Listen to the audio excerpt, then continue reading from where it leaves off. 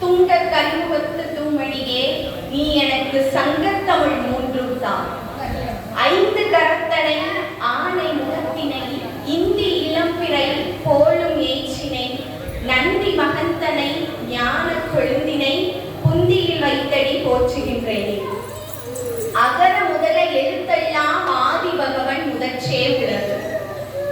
இந்த பிரபஞ்சத்திற்கும் உலகத்திற்கும் ஆதி பகவனாக இருந்து நம்மை எல்லாம் அனுதினமும் காத்து அருள் பாலித்துக் கொண்டிருக்கும் எம்பெருமானாகிய சிவபெருமானுக்கான இந்த நன்னாளில் உங்கள் அனைவரையும் வாழ்த்தி வணங்கி இனிய சிவராத்திரி தின நல்வாழ்த்துக்களை தெரிவித்துக் கொள்கின்றேன். இந்த பிரபஞ்சம் எப்படிப்பட்ட பிரபஞ்சம்? இந்த உலகம் கடவுளால் படைக்கப்பட்டது. இந்த பிரபஞ்சத்தில் உள்ள அத்துணை சக்திகளும் ஞானமும் எல்லாம் ஒன்று சேர்ந்து எல்லா ஆற்றலும் ஒரே இடத்தில் வந்து சேர்ந்து குவியும். அதற்கு பெயர்தான் பஞ்சபூதம். நிலம், தீ, நீர்வழி, விசுவோடு ஐந்தும் கலந்த மயக்கம் உலகம் ஆதலின் அப்படின்னு தொல்காப்பியம் சொல்லும். அதாவது இந்த உலகத்துல உள்ள எல்லா ஆற்றலும் இணைந்து சேர்க்கின்ற ஒரு புள்ளிதான் பஞ்சபூதம். அந்த பஞ்சபூதத்தாலதான் நம்முடைய பிரபஞ்சம் இயங்கிக் கொண்டிருக்கின்றது. அதே மாதிரிதான் நம்முடைய உடலும் இந்த பஞ்சபூதத்தால் தான் இயங்கிக் கொண்டிருக்கின்றது. நம்ம உடல் இயங்குவதற்கும் உலகம் இயங்குவதற்கும்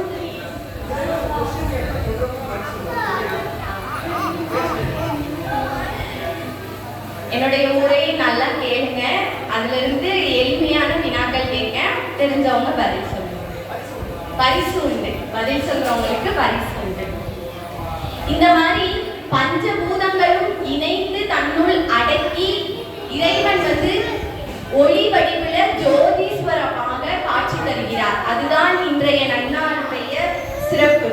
நம்ம எல்லாரும் இறைவனை தேடணும், பார்க்கணும் அப்படின்ட்டு பணம் செலவழிச்சு எங்கெங்கேயோ போய் மன நிம்மதிக்காகவும் நம்முடைய கவலையை போக்குறதுக்காகவும் இறைவனை தேடிட்டு இருக்கோம்.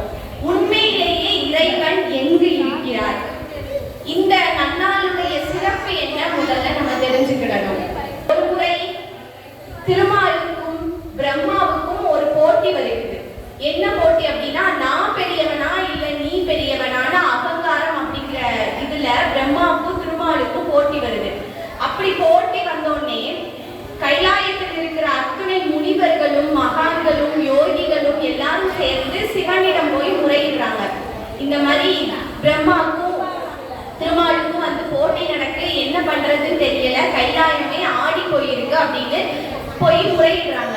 உடனே நம்முடைய சிவபெருமான் ஒரு ஜோதீஸ்வரர் வானத்துக்கும் பூமிக்கும் இருக்கிற ஒரு பெரிய அளவுல உயர்ந்திருக்காங்க.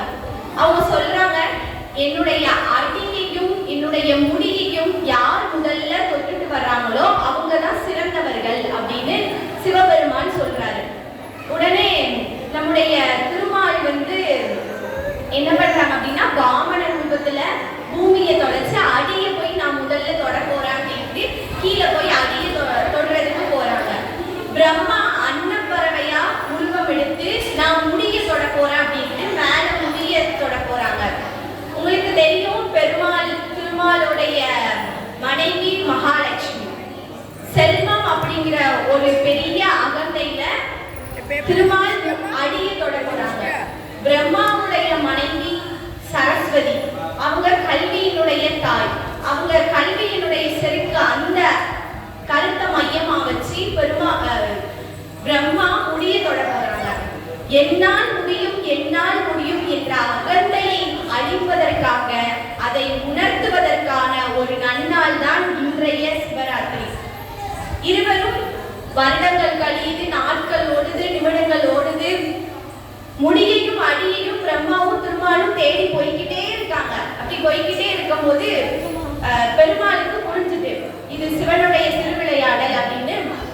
திருமாலுக்கு புரிஞ்ச உடனே அவங்க ஒத்துக்கிறாங்க. வாழ்க்கைனா என்ன, நம்ம எப்படி இருக்கணும்னு ஒத்துக்கிறாங்க. ஆனா நம்ம பிரம்மா என்ன பண்றாரு, அன்னப்பறவையா வேடம் தெரிஞ்சு மேல முடிய தேடி போறாங்க. அப்படி போய்கிட்டே இருக்கும்போது ரொம்ப சோர்வடைஞ்சிருக்காங்க. சோர்வடைஞ்ச உடனே சிவபெருமானுடைய முடியிலிருந்து ஒரு தாளம்பு விழுது. தாளம்பு விழுந்த உடனே பிரம்மா சொல்றாங்க, தாளம்பு விழுந்துட்டு இல்ல, நம்ம முடிய தொட்டுட்டதா அர்த்தம்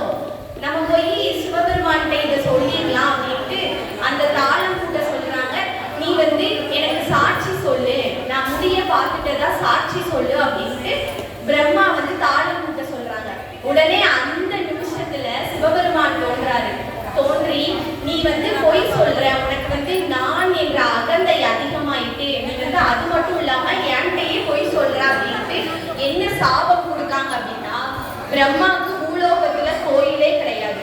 தாளம்பூ நீ இனிமே என்னுடைய அலங்கார பூஜையில தாளம்பூ இனி யாரும் உபயோகப்படுத்த மாட்டார்கள் அப்படிங்கிற ஒரு சாபத்தை கொடுக்காரு. இதுதான் இந்த நாளோட சிறப்பு. நான் என்ற அகந்தை நீங்கி நீங்க எல்லாருமே சொல்லி பாருங்க, நான் என்று சொல்லி பாருங்க, நம்முடைய உதடுகள் ஒட்டாது. நாம் என்று சொல்லுங்கள், நம்முடைய உதடுகள் ஒட்டும். நாம் அனைவரும் வாழ்க்கையினுடைய ரகசியத்தை உணர்ந்து அகந்தை, படிப்பகந்தையாக இருக்கட்டும், செல்வம் செருக்கு எல்லாத்தையும் நீக்கி உண்மையாகவும் நேர்மையாகவும் இறைவனை நோக்கி தியானம் பண்ண வேண்டும் அப்படிங்கிற ஒரு புனிதமான நாள் தான் இன்றைய நாள். இன்றைய சிவராத்திரி அப்படிங்கிறது ஒரு திருவிழா, ஒரு கொண்டாட்டத்திற்கான நாள் என்பதை தாண்டி நாம் அனைவரும் ஆன்மீகம் என்றால் என்ன, ஆன்மீகத்தை நோக்கி அறிந்து தெரிந்து புரிந்து நடந்து கொள்ள வேண்டிய நாள் தான் இன்றைய புனிதமான நாள். இறைவனை எப்படி காணலாம்? நம்ம எல்லாருமே கோவிலுக்கு போவோம், விரைவா தரிசனம் பண்றதுக்காண்டி 1000 2000 எல்லாம் சாமிகிட்ட கொடுத்து நம்ம தரிசனம் பண்றோம். ஆனா உண்மையான இறைவனை நீங்க என்னுடைய மூலமாகவும் பார்க்கலாம், உங்களுடைய பிள்ளைகள் மூலமாகவும் பார்க்கலாம், தெரியாத யாரோ ஒருவரின் முகம் மூலமாக பார்க்கலாம். அன்பின் வடிவமாகத்தான் இறைவனை காண முடியும். அதனால முடிஞ்ச வரைக்கும் நீங்க எல்லாருமே என்ன பண்ணணும்? அன்பை செலுத்தணும், மனித நேயத்தை வளர்க்கணும். இந்த மனித நேயத்தை வளர்க்கறதுக்கு மனிதர்களை விட விலங்குகள் இன்னைக்கு அதிகமா மனித நேயத்தை மிக்கவர்களாக இருக்காங்க. ஒரு செய்தி படித்தேன், அண்மையில கேரளால என்ன நடந்துச்சு அப்படின்னா, ஒரு காட்டு யானைகள் வாழை தோட்டத்துல போனாங்க. அந்த வாழை தோட்டத்துல போகும்போது ஒரு வாழை மரத்தை தவிர மற்ற எல்லா வாழை மரத்தையும் அந்த காட்டு யானைகள் அழிச்சுதான்.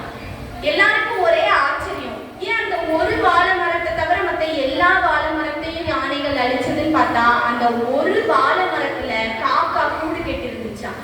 இதுல இருந்து என்ன தெரியுதுன்னா, அந்த யானைக்கு கூட ஒரு உயிரோட அருமை என்ன, அனுபவம் என்ன அப்படிங்கிற மனிதநேய மனப்பான்மை தெரியுது. நம்ம முடிஞ்ச வர நம்முடைய அன்பையும் மனித நேயத்தையும் மற்றவர்களுக்கு கொடுக்கணும். ஒரு நாள் ஒரு முனிவர் காட்டு வழியா போய்கிட்டு இருந்தாரு. காடு அடர்ந்த காடு, காட்டுல நிறைய விலங்குகள், பறவைகள், செடிகள், கொடிகள் இந்த மாதிரி நிறைய இருந்துச்சு. அப்படி காட்டு வழியா அந்த முனிவர் போய்கிட்டு இருக்கும் போது ஒரு குளம் இருந்துச்சு. அந்த குளத்துல ஒரு தேள் உயிருக்கு போராடிக்கிட்டு இருந்தது. முனிவர் முற்றும் துறந்த முனிவர். முனிவர் என்ன பண்ணாரு, நம்ம தான் முற்றும் துறந்த முனிவர் ஆச்சே, நம்ம அந்த தேளுக்கு எப்படியாவது உதவி செய்யணும் அப்படின்ட்டு யோசிக்காரு. உடனே குளத்துல இருக்கிற தேளிட்ட கை கொடுக்காரு. கை கொடுத்து காப்பாத்தி வந்துரு அப்படின்னு தேள்கிட்ட சொல்றாரு. உடனே தேளும் கை கொடுத்தோடனே கையில எடுது. தேளோட சுபாவம் என்ன, கொட்டுறது. அப்படி கொட்டினோடனே என்ன ஆச்சு அப்படின்னா, முனிவரும் இறந்துடுறாரு, அந்த தேளும் தவறி தண்ணியில விழுந்து இறந்துருது. உடனே இந்த 2 உயிர்களும் யமலோகத்துக்கு போகுது. யமலோகத்துக்கு போய் யமதர்மன் முன்னிலையில நடந்ததை சொல்றாங்க. நடந்ததை சொன்னோடனே யமதர்மன் என்ன பண்றாங்க அப்படின்னா, மறுபடியும் முனிவரை மனுஷனா படைக்காரு, அந்த தேளை தேளா படைக்காரு.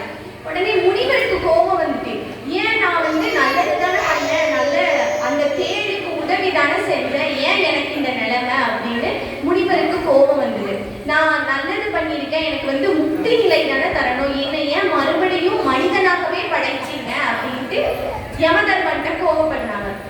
அங்க யமதர்மன் என்ன சொல்றாங்க அப்படின்னா, மனிதனுக்கும் விலங்குக்கும் உண்டான வித்தியாசம் ஒரே ஒன்றுதான், பகுத்தறிவு. தேளோட இயல்பு கொட்டுறதுன்னு தெரியும். நீ நினைச்சிருந்தா அந்த தேளை எப்படி வேணாலும் காப்பாத்திருக்கலாம். ஒரு குச்சை எடுத்துட்டு போய் காப்பாத்திருக்கலாம், இல்லாட்டி ஒரு கிளைய உடைச்சு காப்பாத்திருக்கலாம். ஆனா நீ கை கொடுத்து காப்பாத்தினது அதோட இயல்பு தெரிஞ்சும் நீ உன்னுடைய அவசர புத்தியால தவறு செஞ்சுட்ட அப்படின்னு ஒரு தத்துவத்தை சொல்றாரு. இதுல இருந்து நமக்கு என்ன புரியுது, மனிதனுக்கும் விலங்குக்கும் உள்ள வித்தியாசம் என்ன, இக்கட்டான சூழ்நிலையில நம்ம எப்படி முடிவெடுக்கணும், என்ன செய்யணுங்கிறத நம்ம ரொம்ப யோசித்து செய்யணும். அதுக்குதான் கடவுள் நமக்கு பகுத்தறிவு அப்படிங்கிற ஒன்றை படைச்சிருக்காரு. மகாபாரத கதை நமக்கு எல்லாருக்குமே தெரியும். விநாயக பெருமான் சொல்ல சொல்ல வியாசர் எழுதினதா வரலாறு. அந்த மகாபாரதத்துல பாத்தீங்கன்னா லட்சத்திற்கும் மேற்பட்ட ஸ்லோகங்கள், கதைக்குள் கதை, கிளைக்கதை இப்படின்னு நிறைய கதைகள் அந்த மகாபாரதத்துல இருக்கு. இந்த மகாபாரதமும் ராமாயணம், இந்த இதிகாசமும் சொல்ற விளக்கங்கள்லாம் என்ன அப்படின்னா, நம்ம எல்லாருக்குமே உதவி செய்யணும் அப்படிங்கிற அடிப்படையில தான் நம்மளுடைய மதங்கள் நமக்கு கற்பிக்கின்றன. மகாபாரதத்தோட ஒன்லைன் கதை என்னன்னா, சகோதரர்களுக்கு இடையேயான ஒரு பிரச்சனை தான். நீங்க யோசித்து பாருங்க, இந்த மகாபாரதத்துல நிறைய கதாபாத்திரங்கள் வருவாங்க. உண்மையிலேயே பாவப்பட்ட கதாபாத்திரம் யாருன்னா கிருஷ்ணர் தான் பாவப்பட்ட கதாபாத்திரம். ஏன்னா அவர் பிறக்கும் போது சிறையில பிறக்காரு, பிறந்த உடனே தாயை விட்டுட்டு வர்றாரு. அப்புறம் அவர் கோகுலத்துல வளரும் போது நிறைய பிரச்சனைகள், அப்புறம் காதல் தோல்வி, இந்த மாதிரி நிறைய பாவப்பட்ட கதாபாத்திரம் தான் கிருஷ்ண பகவான். இதுல இருந்து என்ன தெரியுது அப்படின்னா, மகாபாரதம், ராமாயணம் இந்த மாதிரி இதிகாசங்கள் கூறும் உண்மை.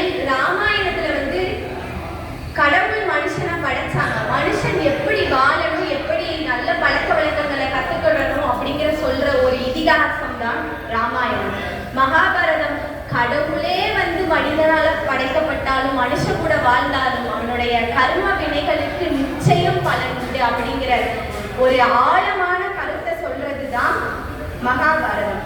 இந்த நன்னாளோட நோக்கம் என்னன்னா தியானம். தியானத்தோட மூலியமா தான் நம்ம இறைவனை அடைய முடியும்.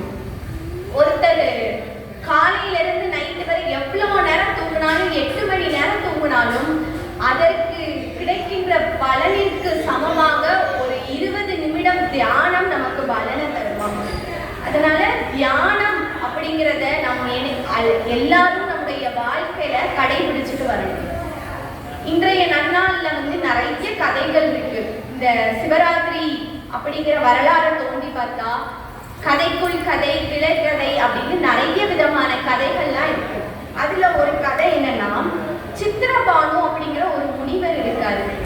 அந்த சித்திரபானு அப்படிங்கிற ஒரு அரசர் இருக்காரு. அவர் வந்து என்னன்னா, சிவராத்திரி அன்னைக்கு தூங்காம முழிச்சிருந்த அவரும் அவருடைய மனைவியும் சிவனுக்கு பூஜை பண்ணிக்கிட்டு இருக்காரு. பூஜை பண்ணிக்கிட்டு இருக்கும் போது அந்த இடத்துக்கு ஒரு முனிவர் வராரு. உடனே சித்திரபானு அந்த அரசத்தை கேட்காங்க, இந்த மாதிரி நீங்க ஏன் இவ்வளோ கஷ்டப்பட்டு முழிச்சிருந்து அப்படி நீங்க தியானம் பண்ணணுமா, இறைவனை பூஜிக்கணுமா, இதனால என்ன பலன் அப்படின்னு கேட்காங்க. உடனே அந்த சித்திரபானு அரசர் சொல்றாரு, நான் வந்து போன ஜென்மத்துல ஒரு வேடனா பிறந்தேன். அப்படி நான் வேடனா பிறக்கும் போது காட்டுல வந்து நான் வந்து இறை தேடி போனேன். என்னுடைய மனைவி, மக்கள், குடும்பம் எல்லாருமே வீட்டுல இருந்தாங்க. நான் இறை தேடி காட்டுக்கு போனேன். அப்படி காட்டுக்கு போகும்போது எனக்கு எந்த இறையுமே கிடைக்கல. வெறும் கையோடு வீட்டுக்கு போக கூடாது. அதனால நான் என்ன பண்ணேன், ஒரு மரத்தோட கிளையில உட்கார்ந்துருந்தேன். அந்த கிளையில உட்காரும் போது கண்டிப்பா எப்படியாவது ஒரு விலங்கோ ஒரு பறவையோ இந்த இடத்தை தாண்டி போகும். இப்படி தாண்டி போகும்போது அந்த வேட்டையாடி அந்த உணவை நான் வீட்டுக்கு கொண்டு போலான்னு இரவு முழுக்க நான் கிளையில உட்கார்ந்துருந்தேன் அப்படின்னு அவருடைய கதையை சொல்றாரு. அப்படி கிளையில உட்காரும் போது தூங்கக்கூடாது. அப்படி தூங்காம உட்கார்ந்துருந்தாதான் அந்த கிளையில இருந்து கீழே விழ முடியாது, இல்லாட்டி கீழே விழுந்துருவாங்க. மரம் இருக்கு, மரத்து கிளையில உட்கார்றாரு. அப்படி அவரு தூங்காம கண்ணு முடிச்சு பசியோட உட்கார்ந்துக்கிட்டு இருக்காரு. அவரு அதுல அந்த மரம் என்ன மரம் அப்படின்னா வில்வ மரம். அந்த வில்வ மரத்துல இருந்து ஒவ்வொரு இலையா கீழே விழுது. அவருக்கே தெரியாது கீழே ஒரு சிவபெருமான் இருக்காருன்ட்டு. இப்படி நைட்டுல இருந்து சாப்பிடாம கடுமையா அவர் விரதம் இருக்கணும் தெரியாமலேயே உணவுக்காக அப்படி இருந்திருக்காரு. காலையில எஞ்சி பார்த்தோடனே கடவுள் அவருடைய கண் முன்னாடி தோன்றி நீ வந்து இந்த மாதிரி கஷ்டப்பட்டு சாப்பிடாம உன்னுடைய உறக்கத்தை தொலைச்சி இருந்த, அதனால உனக்கு என்ன பலன் வேணும் அப்படின்னு இறைவன் கேட்ட உடனே அவர் வந்து எனக்கு வந்து பெரிய ஆசைலாம் எதுவும் இல்லை, நல்ல சாப்பாடு கிடைச்சா போதும், என்னுடைய குடும்பமும் நானும் சந்தோஷமா இருந்தா போதும், 3 வேளை உணவு கிடைச்சா போதும் அப்படின்னு சொன்ன உடனே அடுத்த ஜென்மத்துல இறைவன் வந்து அவரை ஒரு அரச குடும்பத்திலேயே பிறக்க வச்சாரு. இதுதான் இன்றைய நன்னாளோட சிறப்பு. இதே மாதிரி ஒரு குரங்கும் இந்த மாதிரி மரத்துல இருந்து அந்த இலைகள் விழுந்து கீழே இருந்தது சிவபெருமானே தெரியாம ராத்திரி முழுக்க விழிச்சிருந்து தியானம் மேற்கொண்டுச்சு. அதனோட பலனாதான் அடுத்த ஜென்மத்துல குரங்கும் ஒரு நல்ல இடத்துல பிறந்துதான். இந்த மாதிரி நம்ம தியானம் இருக்கும்போது நம்ம அறியாமலேயே நம்ம உடல்ல நிறைய மாற்றங்கள் இருக்கும். நீங்க எல்லாருமே வீட்டுல சீரியல் பார்த்துட்டு இருப்பீங்க கண்டிப்பா. அப்புறம் சீரியல் பார்த்துட்டு நாடகத்துல டைம் ஸ்பெண்ட் பண்ணிட்டு இந்த மாதிரி இருந்திருப்பீங்க. ஆனா ஒரு 20 நிமிஷம் காலையில எந்திரிச்ச உடனே தியானத்துல உங்களுடைய நேரத்தை செலவழிச்சு பாருங்க. நிறைய உடல்ல மாற்றம் ஏற்படும், மனதுல மாற்றம் ஏற்படும், குடும்பத்திலையும் நல்ல முன்னேற்றங்கள் உருவாகும். நமக்கெல்லாம் குரு யாரு அப்படின்னா இறைவன் தான். ஒரு நாள் என்ன ஆச்சு அப்படின்னா இறைவனைய ஆதி குருவாய் ஏற்றுக்கிறாங்க எல்லாரும். ஒரு போட்டி ஏற்பட்டுச்சு. அப்போ சனகாதி முனிவர்கள் அப்படின்னு சொல்லுவாங்க. அவங்க யார் அப்படின்னா நல்ல படிச்சவங்க, எல்லா ஞானமும் அறிஞ்சவங்க தான் இந்த முனிவர்கள். இவங்க எல்லாமே ஞானம் தெரியும், கல்வி கற்றிருக்காங்க. ஆனா அவங்களுக்கு ஏதோ ஒரு நிம்மதி இல்லை, மனசு குழப்பமாவே இருந்துச்சு. அப்படி குழப்பமா இருக்கும்போது என்ன செய்யறதுன்னு தெரியல. நேரா இறைவன்கிட்ட போய் முறையிடுறாங்க. எனக்கு என்ன செய்யணுமே தெரியல, இந்த மாதிரி மனசு குழப்பமாவே இருக்கு அப்படின்னு எல்லாருமே போறாங்க. எங்க போறாங்க அப்படின்னா கைலாயத்துக்கு போறாங்க. நம்ம எல்லாருமே என்ன பண்ணுவோம், நமக்கு ஏதாவது துன்பம் வரும்போது, மன குழப்பம் ஏற்படும் போதுதான் இறைவனை தேடுவோம். அதே மாதிரிதான் மனுஷனாக இருந்தாலும் முனிவராக இருந்தாலும் நம்ம யாருமே இருக்கும் போது சாமியை தேடுறது இல்லை. எனக்கு இல்லை, எனக்கு இது வேணும், அது வேணும், எனக்கு பணம் வேணும், என்னுடைய நோயெல்லாம் தீரணும், என்னுடைய மகனுக்கோ நல்ல வாழ்க்கை அமையணும், நல்ல கல்வி கிடைக்கணும் அப்படிங்கிற அடிப்படையில தான் ஏதோ ஒரு சுயநல நோக்கத்தோடு தான் நம்ம எல்லாருமே உண்மையிலேயே சாமி கும்பிட்டுக்கிட்டு இருக்கோம். உண்மைதானே? அதே மாதிரிதான் அந்த முனிவர்களும் எல்லாமே அவங்ககிட்ட இருக்கு. ஆனா மன குழப்பம் இருக்கு, அமைதியே கிடைக்க மாட்டேங்குது அப்படின்னு கைலாயத்தை நோக்கி போறாங்க. அப்படி அங்க போனோடனே இறைவன் எப்படி இருக்காங்க அப்படின்னா சின்முத்திரையில தட்சிணாமூர்த்தியா காட்சி அளிக்காங்க. இப்படி சின்முத்திரையில காட்சி அளித்தோடனே இவங்க எல்லாருமே கேட்காங்க, எனக்கு அமைதிக்கான வழி என்ன வழி அப்படின்னு கேட்காங்க. உடனே மோகன குரல்ல இறைவன் சொல்றாங்க, நீ எல்லா பற்றையும் விட்டு ஒண்ணுமே செய்யாத, அமைதியா இரு. நீ அமைதியா இருந்தாலே உனக்கு அமைதி கிடைச்சிடும். அது என்ன அமைதியா இருந்தா அமைதி கிடைச்சிடும், எதையும் பத்தி யோசிக்காத, அமைதியா இருந்தாலே அமைதி கிடைக்கும் அப்படின்னு மறுபடியும் சொல்றாரு. அதாவது என்னன்னா இந்த சின்முத்திரை இருக்குல்ல, இந்த சின்முத்திரை அப்படிங்கிறதுக்கு அவ்வளவு வலிமை இருக்கு. இந்த கட்டை விரல் இதுதான் பதிவிரல் அப்படின்னு சொல்லுவாங்க. சைவ சித்தாந்தத்துல பதிவிரல் அப்படின்னா இறைவன் அப்படின்னு அர்த்தம். இங்க பாருங்க, இந்த ஒரு விரல் மட்டும் தான் தனிச்சிருக்கு, மற்ற எல்லா விரலுமே சேர்ந்திருக்கு. இந்த விரல் அப்படிங்கிறது தான் நம்ம மனுஷன், நம்ம எல்லாரையும் குறிப்பிடுற விரல் தான் இந்த விரல், ஆள்காட்டி விரல் அப்படின்னு சொல்லுவோம். நம்ம இந்த பதியும் நாமும் சேர்ந்தால் நமக்கு அமைதி கிடைக்கும். இந்த 3 விரலையும் பாருங்க, இந்த 3 விரலும் சேர்ந்திருக்கும். இந்த விரல் என்ன குறிப்பிடுது அப்படின்னா இருக்கிறதுலேயே நான் தான் பெரியவன் அப்படிங்கிற அகங்காரத்தை குறிப்பிடுது. இந்த விரல் அப்படிங்கிறது ஆசையை குறிப்பிடுறது இந்த விரல். யோசிச்சு பாருங்க, இதுதான் மோதிர விரல், இதுலதான் நம்ம எல்லாருமே மோதிரம் போட்டிருக்கோம். அந்த ஆசையை குறிப்பிடுறது தான் இந்த விரல். இந்த விரல் அப்படின்னா இந்த விரலை நீங்க எல்லாரும் கடைசியா எதுக்கு யூஸ் பண்ணிருக்கோ உபயோகப்படுத்திருப்பீங்கன்னு பாத்தீங்கன்னா, திருமணத்துல கல்யாணம் பண்ணும்போது அந்த கையை பிடிச்சிட்டு வர்றது இந்த விரல். மாயை, அதாவது உலக பற்று, ஆசை எல்லாத்தையும் குறிப்பிடுறது இந்த விரல். அதாவது இந்த சின்முத்திரையோட நோக்கம் என்னன்னா, இந்த பற்று, ஆசை, மாயை, நான் பெரியவன், அகந்தை, என்னால் முடியும், நான் மட்டும்தான் செய்வேன், இந்த உலகத்தில் நான் தான் சிறந்தவன், அந்த எண்ணங்கள் எல்லாம் தவறி இறைவனும் நாமும் இணைந்து இருக்க வேண்டும். அதுதான் இந்த சின்முத்திரையோட நோக்கம். இப்படின்னு அந்த தட்சிணாமூர்த்தி, நீங்க எல்லா கோவிலையும் போய் பார்த்தீங்கன்னா தட்சிணாமூர்த்தி இப்படி கை இருக்கும். அதுதான் இந்த அமைதிக்கான வழி அப்படின்னு சொல்லியிருக்காங்க. இக்கட்டான சூழ்நிலையில கூட நம்ம என்ன பண்ணணும் அப்படின்னா உண்மையை தான் பேசணும் அப்படின்னு இறைவன் சொல்லியிருக்காங்க. அது என்ன இக்கட்டான சூழ்நிலையிலையும் உண்மையை பேசணும் அப்படின்னா, ஒரு அரசர் இருக்காரு. அந்த அரசர் என்னன்னா ஒரு போட்டி நடத்துறாரு. என்ன போட்டி நடத்துறாரு அப்படின்னா, தன்னுடைய நாட்டுல இருக்கிற போட்டியில யாராலும் கலந்துக்கிறான், மக்களை கூப்பிடுறாங்க, நாட்டு மக்கள் எல்லாம் கூப்பிட்டு ஒவ்வொருத்தருக்கும் நான் ஒவ்வொரு விதை கொடுக்கேன், உங்களுக்கு 1 வாரம் டைம். இந்த 1 வாரத்துல நீங்க அந்த விதைய யாரு முதல்ல செடியா முளைச்சு கொண்டு வரீங்களோ அவங்களுக்கு ஒரு பரிசு அப்படின்னு அரசர் அறிவிப்பு வெளியிடுறாரு. ஊர் மக்கள் நிறைய பேர் அதுல பங்கு பெறாங்க. அங்க அங்க பங்கு பெற்று எல்லாரும் விதைய வாங்கிட்டு போறாங்க. எல்லாரும் விதைக்கு உரம் போடுறாங்க, முட்டை ஊத்துறாங்க. நம்ம எல்லாரும் பண்ற மாதிரி தான், சாணி போடுறது எல்லாத்தையும் பண்றாங்க. எல்லாத்தையும் பண்ண உடனே எல்லாரும் செடியும் வளர்ந்துருது. ஒரே ஒருத்தன் செடி மட்டும் வளரல. என்ன செய்யறதுன்னே அவனுக்கு தெரியல. ஏன் நம்ம செடி மட்டும் வளர மாட்டேங்குது, நம்ம எல்லாரும் பண்ற மாதிரியும் தான் பண்றோம், ஏன் நமக்கு மட்டும் எந்த பலனும் கிடைக்க மாட்டேங்குது அப்படின்னு ரொம்ப யோசிக்கான். அப்போ அப்படியே விட்டுருந்தான். அப்படியே விட்ட உடனே ஒரு வாரம் கால அவகாசம் முடிஞ்ச உடனே எல்லாரும் அரசவைக்கு வராங்க. அரசவைக்கு வந்தோடனே ஒருத்தனோட செடி இவ்வளோ இருந்துச்சு, ஒருத்தனோட செடி இவ்வளோ, இன்னொருத்தனோட செடி மரம் அளவுக்கு வளர்ந்துச்சு.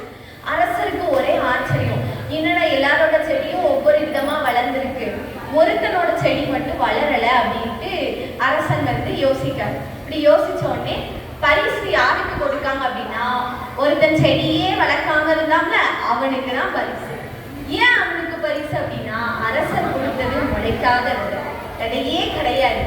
எல்லாருமே என்ன பண்றாங்க அப்படின்னா, பரிசு கிடைக்கணும் அப்படிங்கிறதுக்காண்டி ஏமாத்தி அந்த கதைய மாத்தி எப்படியோ வளர்க்க வைக்காங்க. ஆனா அவன் உண்மையா இருந்ததுனாலதான் அவனுக்கு பரிசு கிடைத்தது. இதுதான் இறைவனுடைய அருள். எந்த நிலையிலையும் நம்ம உண்மையை மட்டும்தான் சொல்லணும். இறைவன் நமக்கு சிவபெருமான் எந்த நிலையில எப்படி இருந்தாலும் ஏதாவது ஒரு ரூபத்துல அருள் பாலித்து கொண்டுதான் இருப்பாரு. பால் நினைந்து மூட்டும் தாயினும் சால பறிந்து அப்படின்னு பாடியிருப்பாங்க. அது என்ன, பால் நினைந்து ஊட்டும் தாயினும் சால பறிந்து அப்படின்னா, இப்போ ஒரு குழந்தை அழுகுது அப்படின்னா தாய்க்கு தெரியும் ஏன் அந்த குழந்தை அழுது. எறும்பு கடிச்சு அழுதா, பாலுக்காண்டி அழுதா, உறக்கத்துக்காண்டி அழுதா, எதுவும் உடம்பு சரியில்லையான்னு அந்த குழந்தை எதுக்கு அழுகுது அப்படிங்கிறத அந்த தாய் எளிதா கண்டுபிடிச்சிருவாங்க. அதுதான் தாயோட குணம் உண்மையிலேயே. ஆனா இறைவன் பால் நினைந்து தாயினும் சால பறிந்துன்னு இறைவனை ஏன் பாடுறாங்க அப்படின்னா, அந்த தாயை விட ஒரு படி மேலாக, பால் கொடுக்கும் அந்த தாயின் அன்பை விட ஒரு படி மேலாக இறைவன் நம்மை அனுதினமும் காத்து கொண்டிருப்பார். அதுதான் பால் நினைந்தும் சால பறிந்து அப்படின்னு சொல்லுவாங்க. நம்ம சைவ சமயத்துல இறைவனை நிறைய பேர் பாடியிருக்காங்க. இறைவனை எளிதாக அடையக்கூடிய வழி என தெரியுமா? நம்முடைய தமிழ் மொழி மட்டும்தான் இறைவனை எளிதாக அடையக்கூடிய வழி. தமிழ்ல பக்தி இலக்கியங்கள் ஏராளமா இருக்கு. அந்த பக்தி திருநாவுக்கரசர், திருஞான சம்பந்தர், சுந்தரர், மாணிக்க வாசகர், இப்படி ஒவ்வொருவரும் இறைவனை முதல்ல தாயா பாவிச்சாங்க, அப்புறம் தங்களுடைய உறவினராக பாவிச்சாங்க, அப்புறம் நண்பரா பாவிச்சாங்க, அப்புறம் இறைவனை அடியாருக்கு அடியேன் அப்படின்ட்டு தன் கூட இருப்பவர்கள் ஒருவராக இறைவனை பாவிச்சாங்க. இதுதான் உண்மை. இப்படி பக்தி இலக்கியங்களை எல்லாருமே பாடியிருப்பாங்க. அதுல எப்படி இறைவனை அடையலாம் அப்படின்னா, யானே போய் என் நெஞ்சும் போய் என் அன்பும் போய் ஆனால் வினையை அழுதால் உன்னை பெறலாமே அப்படின்னு சொல்லியிருப்பாங்க. அது என்ன, வினையை அழுதால் உன்னை பெறலாமே? அதுதான் தமிழோட சிறப்பு. நம்ம தமிழ்ல இருக்கிற இறைவன் பாடல்கள் அனைத்தும் இறைவனை அடையக்கூடிய வழி. தமிழ் மொழியின் மூலமாக இறைவனை எளிதாக அடையலாம். இறைவனை ஒவ்வொருத்தரும் ஒவ்வொரு விதமா பாடியிருப்பாங்க. நண்பரா, கணவரா, காதலரா, இப்படி பாடியிருப்பாங்க. ஆனா பித்தா புரைசூடி பெருமானே அருளாலே சித்தமெல்லாம் புகுந்து என்னை ஆட்கொண்டாள். பித்தா, அடே பைத்தியக்காரா, என்னோட உடம்பெல்லாம் புகுந்து என்னை ஆட்கொண்டாயே அப்படிங்கிற ஒரு உரிமையோட இறைவனை பாடுற மொழிதான் நம்முடைய தமிழ் மொழி. தமிழ் மூலமாக தமிழ் கடவுளை மட்டுமல்ல சிவபெருமானையும் எளிதாக அடையலாம். இப்போ மார்கழி மாதம் முடிஞ்சது. மார்கழி மாதத்துல எத்தனை பேரு 30 நாள் எந்திரிச்சு கோயிலுக்கு போனீங்க? நம்மள நிறைய பேர் போய் இருக்க மாட்டோம். ஒரு ஆர்வத்துல ஒரு 10 நாள் போவோம். அப்புறம் பொங்கல் வர வந்துட்டுன்னா வேலை இருக்குன்னு நிறைய பேர் போக மாட்டோம். அந்த மார்கழி மாதத்துல ஆண்டாளுடைய அம்சம், திருப்பாவை, திருவம்பாவை எல்லா பாட்டுமே பாடுவாங்க. மார்கழி திங்கள் மதிநிறைந்த நன்னாளால் நீராட போதுவீர் போதுமினோ நேரிலையில் சீர்மழிவும் ஆய்ப்பாடி செல்வ சிறுமீர்கள் கூர்வேர் கொடுந்தோ பாடல்.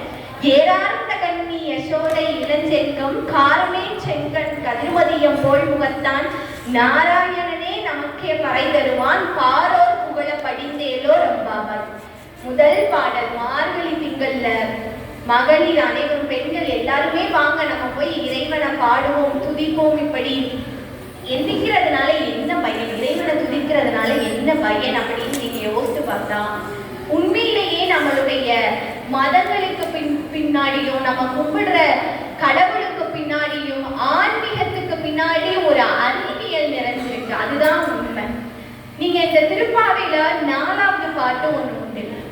ஆழிமலை கண்ணா ஒன்று நீ கைகரவேல் ஆழியில் புக்கு முகந்து கொடாப்பேரி ஊழி முதல்வன் உருவம் போல் மெய்கருத்து பாழியந்தோளுடைய பத்மநாபன் கையில் ஆடிப்போல் மின்னி வளம்புரி போல் நின்றதித்து தாளாது சார்ந்த முளைப்பச்சு அப்படின்னு ஒரு பாட்டு. இந்த பாட்டு என்ன சொல்லுது அப்படின்னா மழை எப்படி பெய்ய வேண்டும் இந்த உலகத்துல அப்படிங்கிறத கூட அழகா பாடியிருப்பாங்க. ஆழ்கடல்ல இருக்கிற நீரை எடுத்துட்டு வந்து கரும் மேகமாக மாற்றி மழையை கொடுக்க வேண்டும் அப்படின்னு இந்த பாடல்ல ஆண்டாள் அழகா பாடியிருப்பாங்க. இப்படி ஒவ்வொரு பாடலுக்கு பின்னாடியும் ஒவ்வொரு அறிவியல் ஒளிந்து கொண்டிருக்கு. அதுதான் உண்மை. இன்றைக்கு நாம் அனைவரும் கோயிலுக்கு போய்கிட்டு இருக்கோம். ஆனா நம்ம கடவுள்களோட அருமை பெருமை எல்லாம் நம்மளை விட வெளிநாட்டவர்களுக்கு நல்லா தெரியும். நீங்க வெளிநாட்டுல நிறைய நாட்டுல போய் பாருங்க. சிங்கப்பூர் ஆகட்டும், மலேசியா ஆகட்டும், கம்போடியா, அப்புறம் ரஷ்யா எவ்வளவு பெரிய நாடு, உலகத்தையே ரகசியமா ஆட்சி செஞ்சுக்கிட்டு இருக்கிற நாடு. இப்படி ஒவ்வொரு நாடுலையும் நம்முடைய தெய்வங்களை வழிபட்டுக்கிட்டு இருக்காங்க ஒவ்வொரு விதமா. அப்புறம் சிங்கப்பூர்ல உள்ள மாரியம்மன் கோவில், அப்புறம் மலேசியா முருகன் கோவில், இப்படி எல்லா இடங்கள்லையும் நம்மளுடைய தெய்வங்களை வழிபட்டுக்கிட்டு இருக்காங்க. ஏன் வழிபட்டுக்கிட்டு இருக்காங்க அப்படின்னா உண்மையிலேயே நம்மளுடைய மதங்களும் ஆன்மீகமும் வழிபாடுகளும் ஏதோ ஒரு நோக்கத்தை நமக்கு சொல்லி கொடுத்துக்கிட்டு இருக்கு.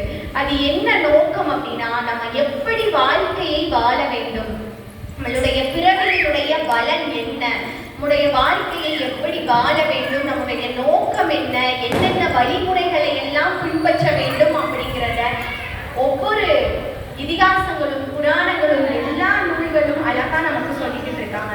இப்ப நம்ம சாமி கும்பிடுறோம்ல, நம்ம சாமி கும்பிடும் போது அதுல ஒரு அறிவியல் இருக்கு. இப்போ கோவிலுக்கு போறோம், விரதம் இருக்கோம். விரதம் இருக்கிறது எதுக்கு? நம்மளுடைய உடம்புல உள்ள தேவையற்ற கொழுப்புகள் நீக்குவதற்கு மட்டுமல்ல, நமக்கு ஒரு எனர்ஜி கிடைக்கணும் அப்படிங்கிறதுக்காண்டி தான் விரதம் இருக்கும். இப்ப எல்லா கோயில்லையுமே கருவறை இருக்கு.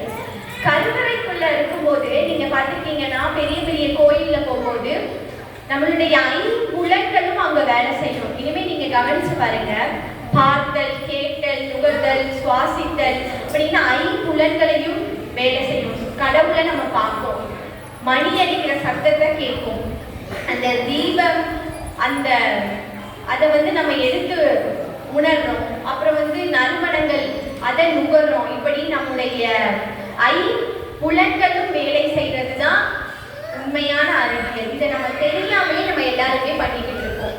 அப்புறம் நீங்க அந்த காலத்துல எல்லாம் பாத்தீங்கன்னா எல்லாருமே அந்த கோயிலை சுத்தி பிரகாரத்தை சுத்தி நடப்பாங்க. அப்படி நடக்கும் போது அவங்களுடைய கால்கள்ல என்ன ஆகும் அப்படின்னா அந்த கல்லுல நடக்கும்போது அக்குபஞ்சர்ன்னு சொல்லுவாங்க. அப்படி நடக்கும்போது அவங்களுக்கு உண்மையிலேயே நிறைய பலன் கிடைக்குது. அது மட்டும் இல்லாம நீங்க அந்த காலத்துல பெரும்பாலான கோயில்கள்லாம் எங்க அமைஞ்சிருக்கும் அப்படின்னா ஒரு வாய்க்காலுக்கு பின்னும் இல்ல ஒரு வயல்வெளிக்கு பின்னாடிதான் பக்கத்துலதான் கோயில்லாம் அமைஞ்சிருக்கும்.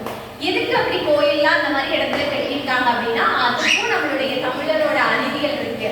அந்த கலசத்துல இருந்து வருகின்ற நீருக்கு அவ்வளவு சக்தி உண்டானது. தண்ணீர் எல்லாம் வீணாக போகக்கூடாது அப்படின்ட்டு விவசாயத்துக்கு கொண்டு போகிறதுக்காண்டி இந்த மாதிரி கோயில்களை அமைச்சாங்க.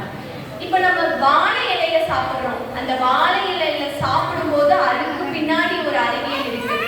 திருநீரை எடுத்து நம்ம பூசுறோம். திருநீர் பூசும் பொழுது நம்மளுடைய நெற்றியில் உள்ள அந்த நீரெல்லாம் இறங்குது.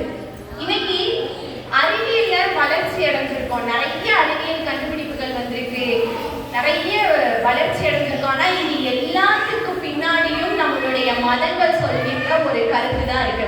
இன்னைக்கு எல்லாருமே டெஸ்ட் டியூப் பேபி அப்படின்ட்டு ஒரு டெக்னிக் எல்லாருமே குழந்தை இல்லாதவங்களுக்கு எல்லாம் கொண்டு வந்திருக்காங்க. ஆனா இது உண்மையிலேயே மகாபாரதத்துல இருந்திருக்கு. காந்தாரி ஒரு குடுவையில தான் உங்களுடைய 100 குழந்தைகளையும் பெற்றிருக்காங்க. அதே மாதிரி தான் அதோட ஒரு பரிணாம வளர்ச்சி தான் இன்றைய டெஸ்ட் டியூப் பேபியா நான் பார்க்கிறேன்.